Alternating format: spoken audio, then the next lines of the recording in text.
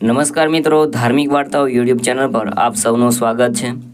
મિત્રો, આજે આપણે આ વિડીયોમાં સાંભળવાના છીએ દેવશયની એટલે કે પદ્મા એકાદશીની વાર્તા। પદ્મા એકાદશીથી જે પુણ્ય મળે છે તેની પણ આપણે વાત કરવાના છીએ અને પદ્મા એકાદશીથી જે ફાયદાઓ થાય છે તે પણ આપણે આ વિડીયોમાં જોવાના છીએ।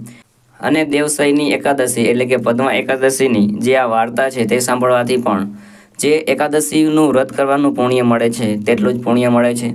તેથી જો તમે આ વ્રત ના કરી શકતા હોય, એકાદશીનું વ્રત ના કરી શકતા હોય તો પણ તમે આ વાર્તા છે, વ્રત કથા છે તે અવશ્ય સાંભળજો। તેનાથી પણ તમને એકાદશી કર્યાનું જ પુણ્ય મળશે।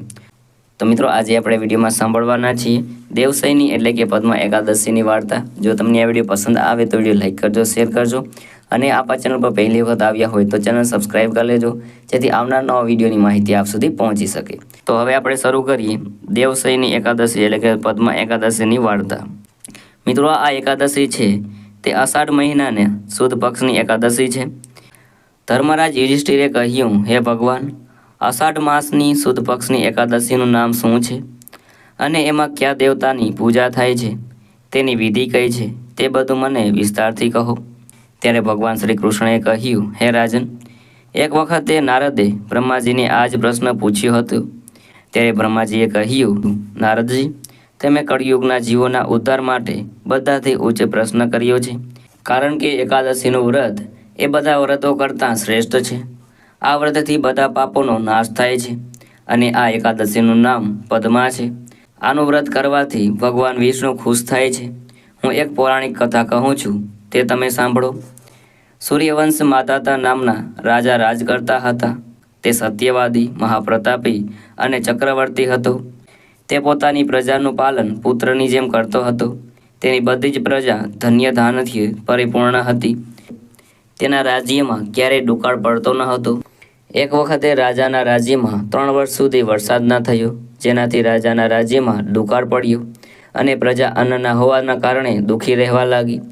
રાજ્યમાં યજ્ઞ થતા બંધ થઈ ગયા। એકવાર પ્રજા રાજાની પાસે જઈને પ્રાર્થના કરી, હે રાજન, સમસ્ત વિશ્વની સૃષ્ટિનું મુખ્ય કારણ વરસાદ છે।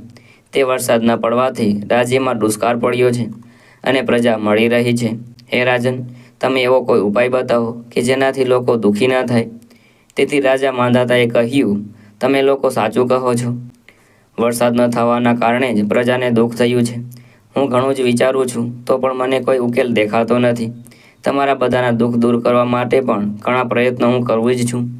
આમ કહીને રાજા માંધાતાએ ભગવાનની પૂજા કરી અને થોડા મુખ્ય વ્યક્તિઓને લઈને વન તરફ ચાલ્યા ગયા। ત્યાં તેઓ ઋષિઓના આશ્રમમાં ફરતા ફરતા રથમાં બ્રહ્માના પુત્ર અંગિરા ઋષિના આશ્રમમાં પહોંચ્યા। જે સ્થળ પર રાજા રથમાંથી નીચે ઉતર્યા અને આશ્રમમાં ગયા, ત્યાં મુનિ હમણાં જ નિત્યકર્મ કરીને નિવૃત્ત થયા હતા। રાજાએ તેમને નમસ્કાર કર્યા અને મુનિઓએ તેમને આશીર્વાદ આપ્યા। પછી રાજાને કહ્યું, હે રાજન, તમને કોઈ તકલીફ તો નથી ને? તમારી પ્રજા પણ કુશળતાપૂર્વક હશે। તમે આ સ્થળ પર કેવી રીતે આવ્યા? રાજાએ કહ્યું, હે મહર્ષિ, મારા રાજ્યમાં 3 વર્ષ સુધી વરસાદ થયો નથી, તેથી દુકાળ પડ્યો છે અને પ્રજા ખૂબ જ દુઃખો ભોગવે છે। રાજાના પાપોને કારણે જ પ્રજાને કષ્ટ પડે છે, પરંતુ હું તો ધર્માનુસાર રાજ્ય કરું છું, તો પછી આ દુકાળ કેવી રીતે પડ્યો તેની ખબર મને હજુ સુધી નથી પડી। હવે હું તમારી પાસે આ દુઃખની નિવૃત્તિ માટે આવ્યો છું। તમે કૃપા કરીને મારા આ દુઃખને દૂર કરો અને પ્રજાના કષ્ટને દૂર કરવા મને કોઈ ઉપાય બતાવો। ત્યારે ઋષિએ કહ્યું, હે રાજન, આ સતયુગ બધા યોગોમાં ઉત્તમ છે। એમાં ધર્મના 4 ચરણ સંમલિત છે। આ યુગમાં બ્રાહ્મણોને તપ કરવાની તેમજ વેદ ભણવાનો જ અધિકાર છે, પણ તમારા રાજ્યમાં એક શૂદ્ર પણ તપ કરી રહ્યો છે। આ દોષના કારણે તમારા રાજ્યમાં વરસાદ થતો નથી। જો તમે પ્રજાનું ભલું ઈચ્છતા હોય તો એ શૂદ્રને મારી નાખો। ત્યારે રાજાએ કહ્યું, હે મુનીશ્વર, હું એ નિરપરાધ તપ કરનાર શૂદ્રને મારી નહીં શકું। તમે આ દોષથી છૂટવાનો કોઈ બીજો ઉપાય બતાવો।